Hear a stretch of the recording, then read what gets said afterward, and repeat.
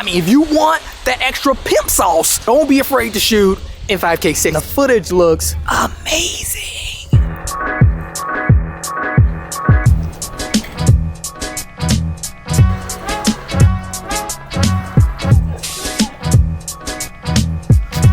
Well, it's definitely getting a lot colder. But I love it though. I'm still a thug. I love it. And now look, don't get it twisted. Like, this ain't nothing. Like, it's not that cold. It's not Chi-Town cold. It's just a little cold. But not no Chi-Town cold. You picking it up yet? Y'all picking it up? I'm a thug. Like I'm telling y'all. All right, yo. Check this out. Check this out. Who that guy right there? Yeah.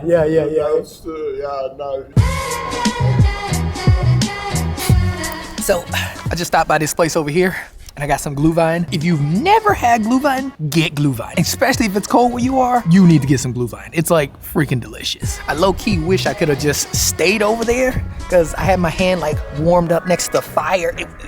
It was amazing. GoPros are so tricky because you look at these promos that they be putting out and you look at the footage and it's like freaking amazing. But then as soon as you get home and you just press record, the footage don't look nothing like what you just saw in that promo. But pimpin', hold up, don't worry, cause your boy Sky Money got you. With just a couple of quick adjustments in the settings, you could be good to go. You could be the one. You could be Neo making videos looking just as good as GoPro's promos.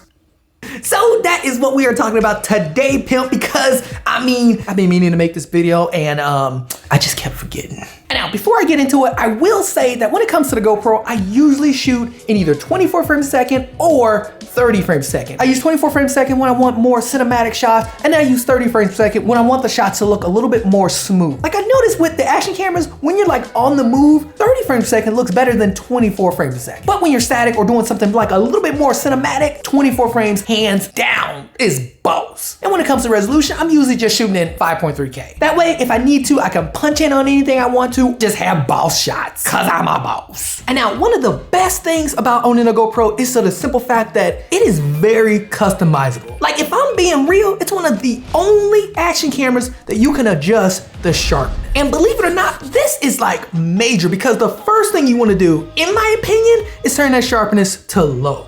There are three options. There's low, medium, and high. Medium is okay. High is way too over sharpened. And then low is like right on the money because you can actually adjust it by 0.1 or whatever you can in post. But if it's too sharp, you're gonna have some problems in post. Like this is one of my biggest complaints with the iPhone 13 Pro because it is just way too over sharpened and it's really, really hard to fix this in post. Like you might as well just leave it the way it is. And now pimpin', hold on, cause I know what you're thinking. If you turn it to low, don't you lose detail? No, come on, we thugs up in here. Turning your sharpness up to high does not mean you add details to the shot. Over sharpened footage is not a good look. Oh, real quick, pimp, I also forgot to let you guys know, quick tip, if you need to get into your settings for your preset, like quickly, all you have to actually do is just hold down the preset and you will be popped into the settings of that preset. Tell me that's not gangster. And once you scroll down to Pro Tune, that's mainly where we're gonna be hanging out at. And now while I got you guys in that Pro Tune settings, let's go ahead and change that bitrate to high. And now when you change that bitrate to high, you will get much better image quality,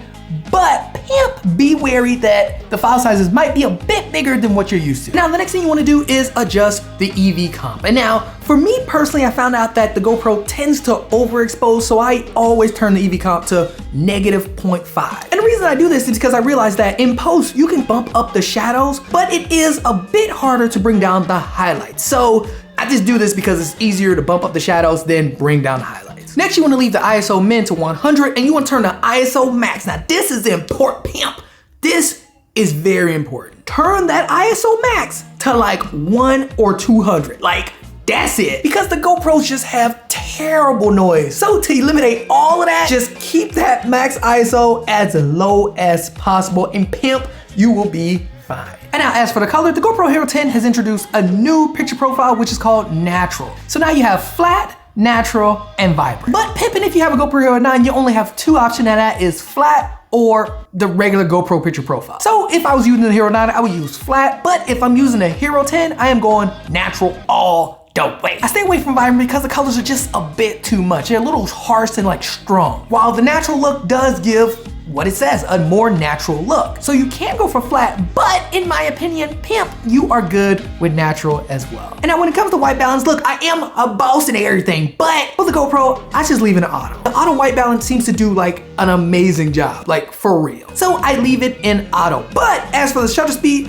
that one is a bit tricky. And what I mean by that is I tend to leave the shutter speed in auto unless I'm using an ND filter or I'm bumping up the shutter to get rid of that jitter. Because if you didn't know, bumping up that shutter speed can help a lot when it comes to that little jittering and artifacting that you get from stabilization. So if you want to keep that stabilization on, like indoors or like not so well lit conditions, definitely bump up that shutter speed. But if you're going for a more cinematic look and you're shooting in like 24 frames a second, then that's when I would use an ND filter. I would double the shutter speed so that I can get that nice natural motion blur. After that, the only thing else I change is stabilization as well as the view. And now when it comes to stabilization, you have a couple of options, which is actually great. Like pimping, I really like how GoPro gives you the option to like change these things. You can turn stabilization off, which I do when I shoot indoors or I'm not moving. You can have it on boost, which is like the best stabilization that the camera offers. And then you also have high, which is the next best. And then after that, you have standard. And after using the GoPro Hero 10 for a while now, I usually just use standard. I mean, standard is pretty amazing. The standard stabilization on the GoPro Hero 10 can compete with like any action camera on the market today. So yeah, I just leave it on standard. Plus, you'll get that huge crop that you get when you're using boost. And then lastly is view. And what I found is actually that I get better image quality using wide than linear mode. And now don't get me wrong, linear is amazing when you're shooting, especially when you're vlogging. It just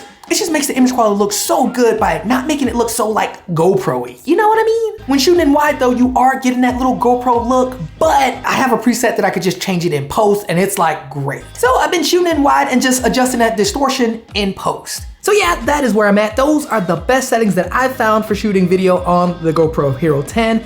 And I got, holy cow, it is really freaking foggy it is. Holy.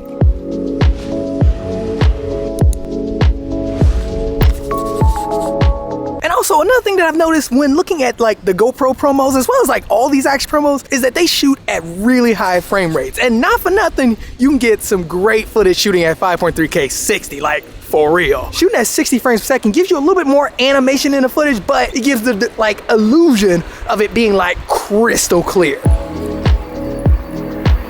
I mean, I'm not trying to tell you to shoot in 5K 60, but I'm just saying, don't be afraid to shoot in 5K 60. I mean, I've done it, and the footage looks amazing.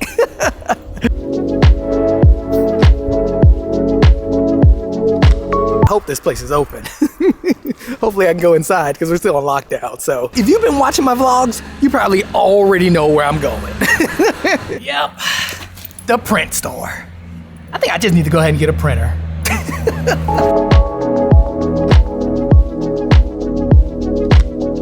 Dang it. And yeah, they not open. Jeez.